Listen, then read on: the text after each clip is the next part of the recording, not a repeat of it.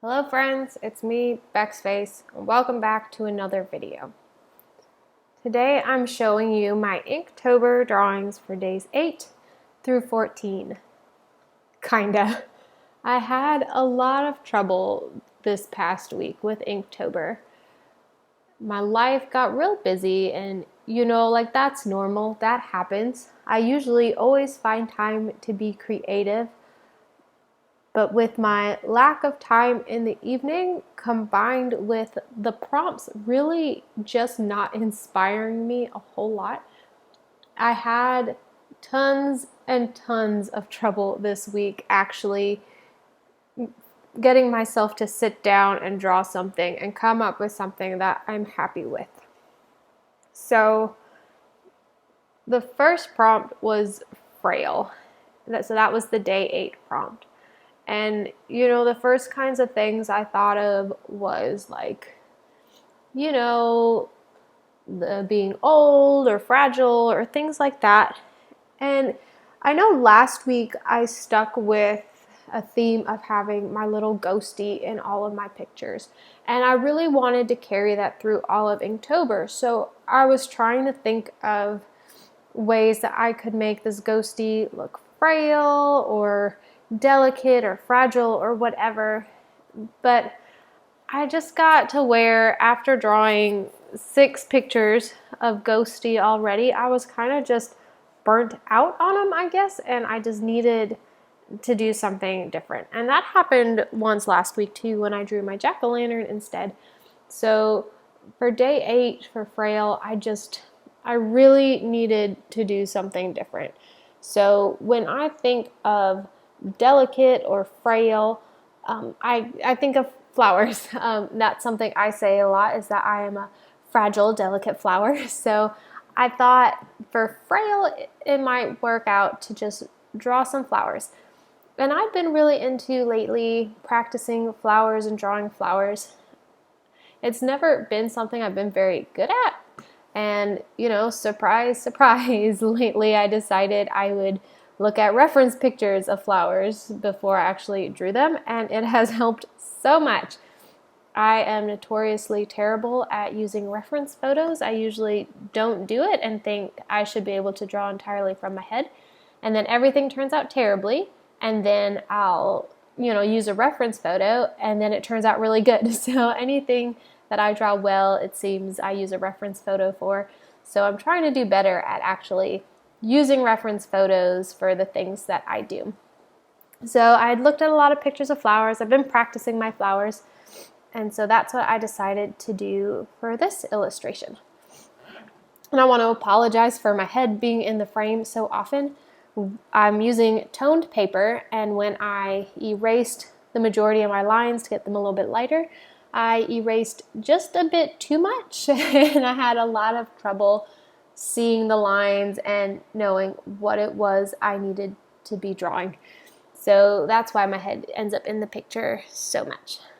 And I decided with this one, I'd been relying last week very heavily on my Tombow markers for adding shading and kind of dimension for the pictures, and I decided, this one I wanted to just only use the fine liners and do some shading with cross hatching and stuff like that.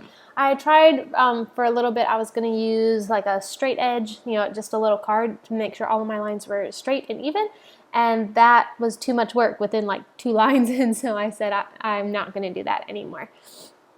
So I'm going through and mostly just, I guess, shading in the leaves. I really wanted them to stand out from the flowers and kind of fade into the background. So I'm going through and just kind of shading in all the leaves so that the flowers can be the star of the show, I'm really proud of how they turned out. I really, really, really like them. This illustration, though, it feels like half of forever. It just took a really long time because I did all of my shading with the pens instead of with the Tombows. So I think when it all comes down to it, I think I prefer the Tombows and the gray toned inks for time, but I think as far as the way everything looks, I definitely prefer the look of the cross hatching and using the fine liner the entire time. And looking back on this picture, there's a lot of things I think I would have done differently with the composition. I kind of have that one flower that's facing downwards and everything else is facing up. I had originally planned on having more flowers kind of facing down, I guess, but then I don't know, it just didn't turn out that way. Once I'll sketch everything out very, very loosely, like just doing like circles for flowers and things to get my composition how I want it. And then when I actually started kind of rendering things out and drawing the flowers, it just turned out way different than I thought. So if I could do it differently, I would have, probably changed something about that really large flower that's going in the opposite direction. So I would have done something differently with that. I also think I would have gone a little deeper on some of the cross hatching in some parts to kind of get some more contrast, or done something to get a few more highlights. And that's what Inktober is all about, is about learning and figuring things out. So each of the drawings I've done so far, all the ones I did last week, it's been such a learning process. I've learned so many things already, and it's only been 2 weeks and I've learned so much. So now I'm going in with a thicker fine liner and I'm outlining just the flowers because I really wanted them to stand out just a little bit more. So you can see I'm doing a darker outline, a thicker outline around every single one of the flowers and the little rose buds so that they really stand out against the background. I debated outlining all the parts of the flowers with the thicker fine liner, but I thought that would be too much, so I just kind of outlined each and every one of them. I'm trying really hard by this point to keep my head out of the frame. I'm outlining them all, and then after I outline those, I go around the entire little illustration with my white gel pen just to make the whole thing stand out on that toned paper. And this is where I felt like it really came together. There is something just really, really satisfying about putting white ink around your drawing when it's on toned paper. I absolutely love a good white outline around an illustration.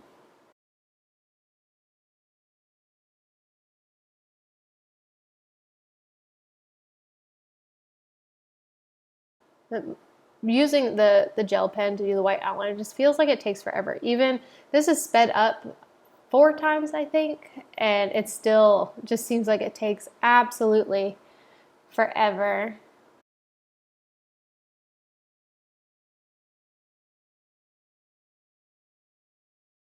So I don't use the white gel pen often, just because I feel like it just takes so long, but this was definitely worth it. This entire illustration, I've already mentioned it took a long time to put it together, to draw it, to do all of the little details, but it was definitely worth it. I'm very happy with how the whole thing turned out, and it was really a lesson in learning to take my time, because that's one thing I struggle with a lot, is I tend to rush my illustrations, I rush my drawings, I rush my paintings.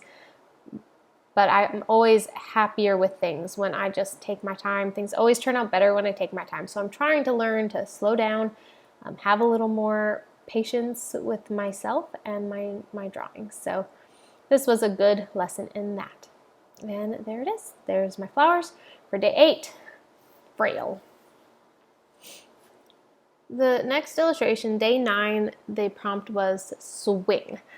So originally I thought that maybe I would do like a girl on a swing, like in front of the moon, like have a silhouette. I had all kinds of ideas, and the more I sketched them out and the more elaborate they got, or even if I tried to simplify them, there was something always just not right about it. And I finally got to the point, after sketching and sketching and sketching and trying to rehash the same idea over and over and over again, I realized I wasn't going to be able to get it to look the way I wanted it to look.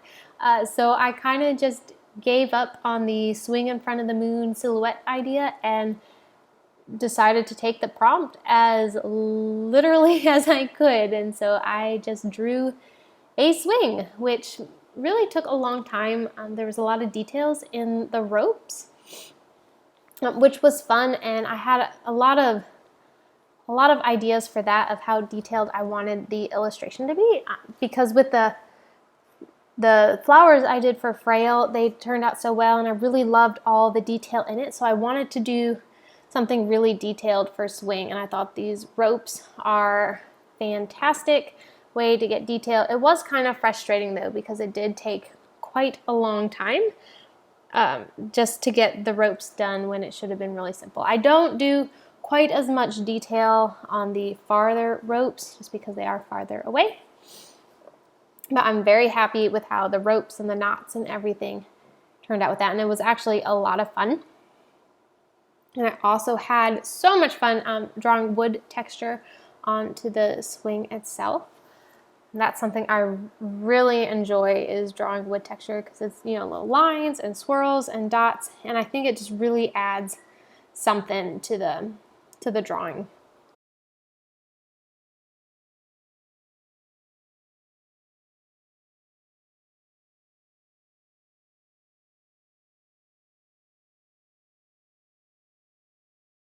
One of my favorite things in the whole world is I really love drawing still life. So I'm not a big character artist. Like, I don't really like to draw people or design characters or things like that. I like to draw still life. I like to draw objects and landscapes and things like that. So being able to take this literally was a lot of fun, and I really enjoyed getting to draw just an object, you know. So I really enjoyed this prompt.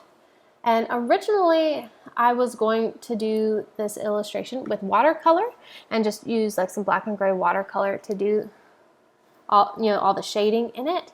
And then I changed my mind partway with the detail that was in the rope. And so I'm trying to use a very, very tiny fine liner to do all the details in the rope.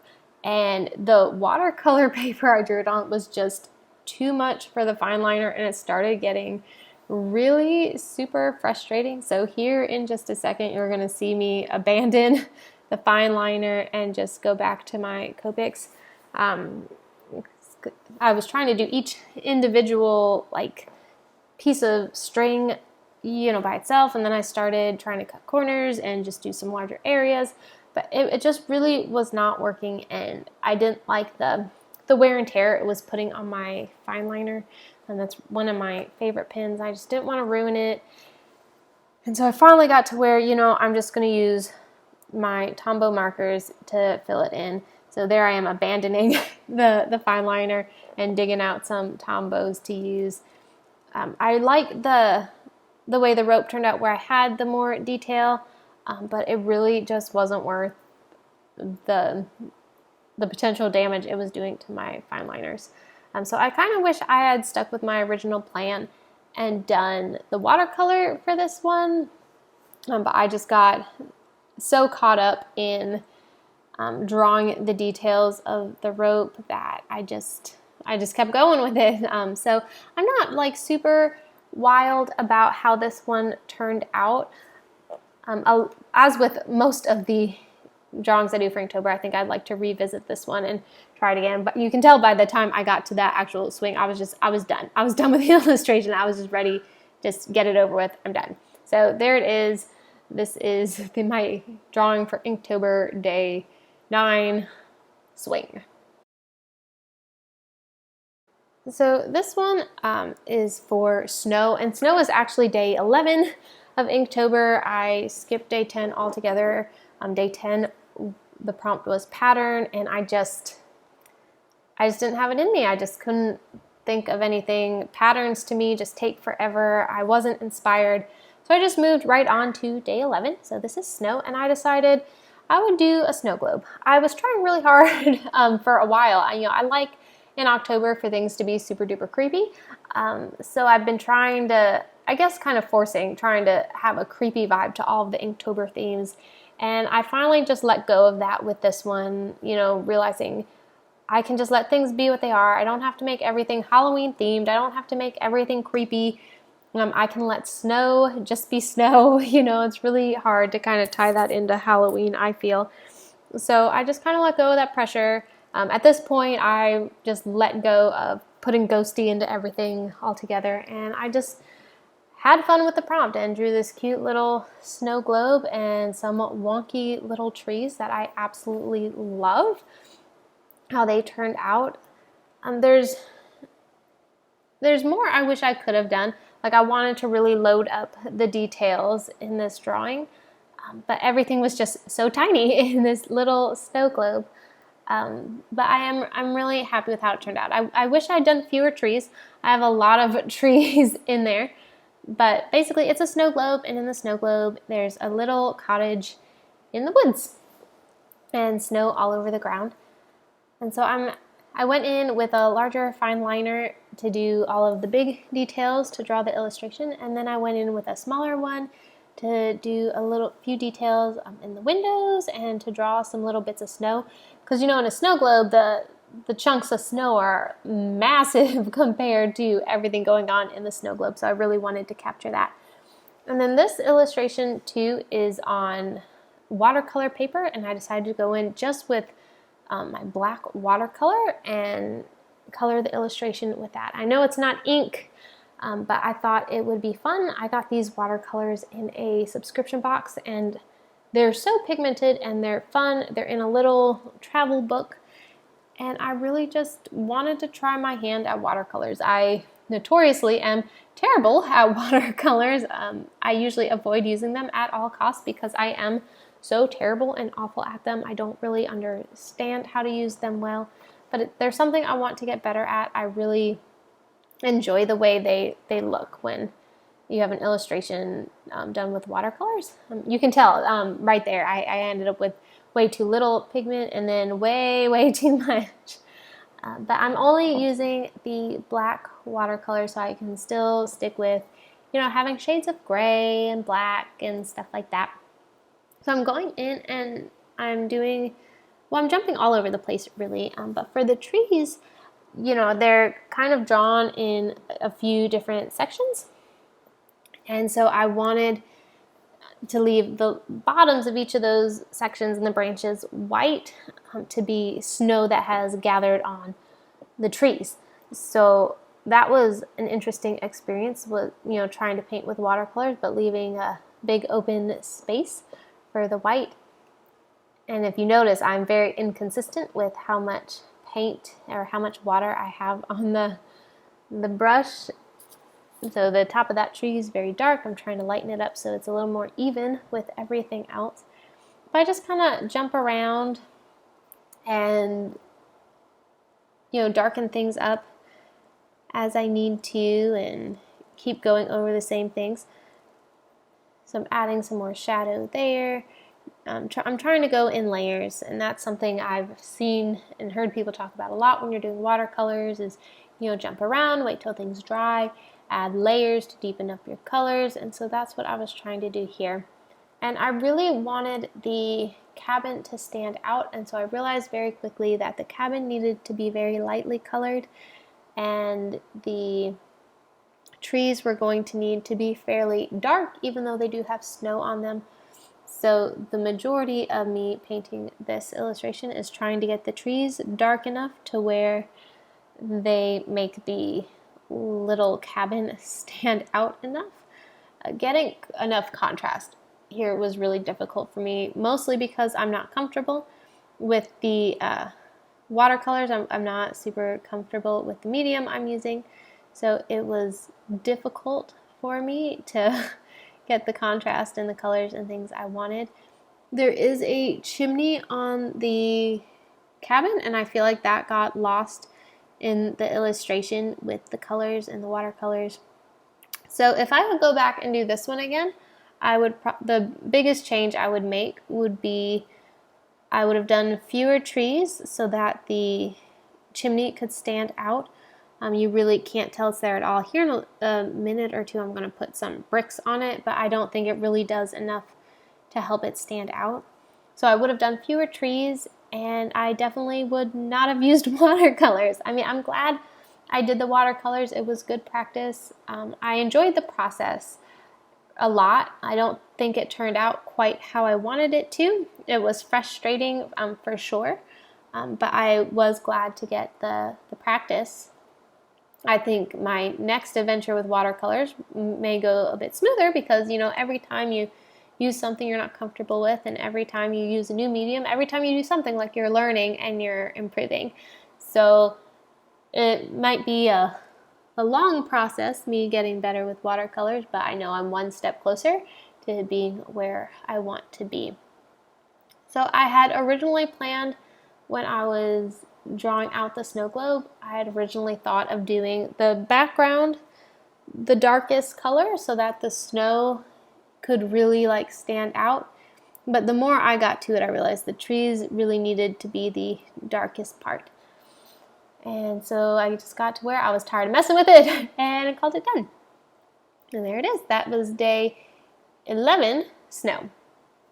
So for the rest of the week, I had a lot of trouble. The rest of the prompts for the week were dragon, ash, and overgrown. And I had a lot of ideas. I had a lot of things I wanted to do for those. And I just couldn't figure any of them out. I sketched and I drew and I did a lot of things that I just really wasn't happy with. So I decided once again I would go rogue and just draw what my heart felt, which was a fox. I really wanted to draw a fox. I'm fascinated by the people that can draw these realistic looking animals with just a pen. And so I wanted to try my hand at that, and I'd done several sketches of foxes and they had turned out really well, so I thought, well, let me just apply what I've learned from the sketches and see if I can recreate it with a pen. So my initial outline, I think, went really well. I'm really happy with how the outline turned out. And all I'm using for this sketch is I'm using my Micron fine liner, and after a while I'll go in with a thicker fine liner to kind of darken some things up a bit. But this was a process and it took forever, and I'm not going to lie, it was so frustrating because there were some parts that I thought, oh yeah, this is turning out great. This is exactly what I envisioned. This is exactly what I thought it would look like. And then 2 strokes of the pen later, I'm like, oh my God, this is trash. This is nothing at all what I wanted it to be. It was a challenge trying to get, a fur type texture and, get different values. And, since, when you have a pencil and you're sketching things out, you can do really light strokes and then you can do really dark strokes, and you can have, midtones, highlights, you can kind of have everything all in one with a pencil, where you can kind of get some of that with a pen, but not as easily, I don't think. And maybe it's just me, maybe it's just that I'm so much more comfortable with a pencil, but this really pushed me outside of my comfort zone to try and do this kind of illustration with a pen. So what I was doing is I was going in and doing all the parts that I knew were the darkest first. So the bits in its eyes, its nose, and where I knew some of the deeper shadows were, I went around and did those first. And at this point, I really like how it's turning out. But the more fur I add, the more I try and start getting into midtones, the more I just don't really like it. But that was the thing I tried to do. I tried to do the darkest tones first and then move outward towards the kind of midtones. And I tried to keep all of my lines, obviously going in the direction that his fur would be going, trying to use all the things I've learned. I've drawn a lot of animals, with graphite, and I've painted them a good bit. I do some digital paintings of my dogs, and so I've had a lot of practice drawing and painting fur, and so I was trying to apply all of that with the pen, but it's so different. It's so different using this medium than those.